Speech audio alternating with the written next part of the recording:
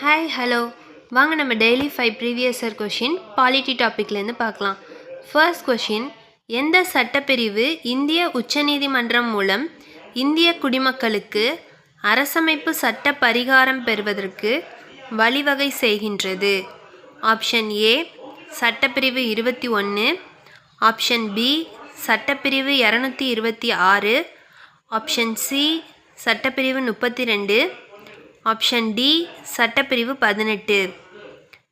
எந்த சட்டப்பிரிவு இந்திய உச்சநீதிமன்றம் மூலம் இந்திய குடிமக்களுக்கு அரசமைப்பு சட்ட பரிகாரம் பெறுவதற்கு வழிவகை செய்கின்றது? ஆன்சர் ஆப்ஷன் சி சட்டப்பிரிவு 32. நெக்ஸ்ட் கொஷின், இந்திய அரசமைப்பு நிர்ணய சபை முதல் கூட்டத்தின் தற்காலிக தலைவராக தேர்வு செய்யப்பட்டவர் யார்?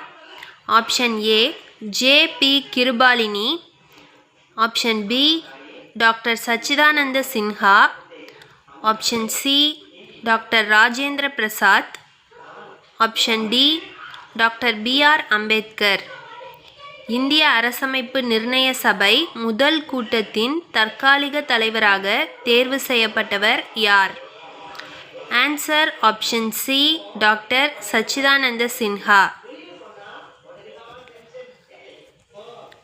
நெக்ஸ்ட் கொஷின், எந்த ஆண்டு இராணுவத்தில் பணிபுரிபவர்கள் தங்களின் சார்பாக பதிலி வாக்கு அளிக்கும் முறை கொண்டு வரப்பட்டது? Option A 2003, option B 2004, option C 2010, option D 2018. எந்த ஆண்டு இராணுவத்தில் பணிபுரிபவர்கள் தங்களின் சார்பாக பதிலி வாக்கு அளிக்கும் முறை கொண்டு வரப்பட்டது? Answer option A 2003. Next question, தேர்தல் ஆணையத்தை பற்றி விளக்கும் அரசியலமைப்பு விதி?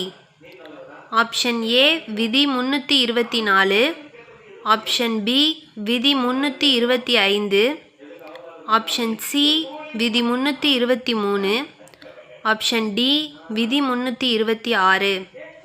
தேர்தல் ஆணையத்தை பற்றி விளக்கும் அரசியலமைப்பு விதி? ஆன்சர் ஆப்ஷன் ஏ விதி 324.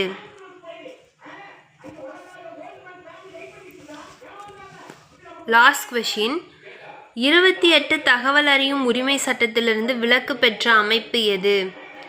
ஆப்ஷன் ஏ கல்வித்துறை, ஆப்ஷன் பி நெடுஞ்சாலைத்துறை, ஆப்ஷன் சி உளவுத்துறை பணியகம், ஆப்ஷன் டி மாநகராட்சி அலுவலகங்கள்.